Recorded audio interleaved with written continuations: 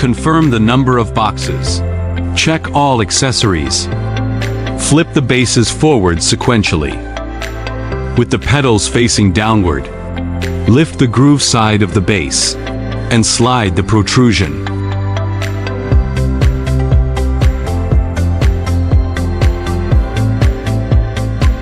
Install the armrests on both sides.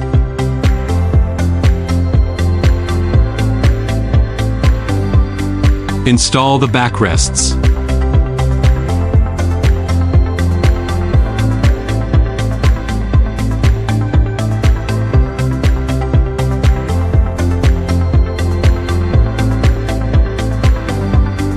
Install the side wings. Wires connection.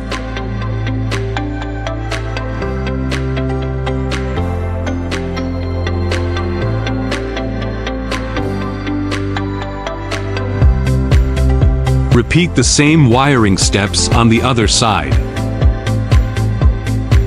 After hearing the beep sound, the recliner will be powered on and ready for operation. Usage, maintenance, after-sales service, and other related aspects. If you have any questions, feel free to contact us at any time.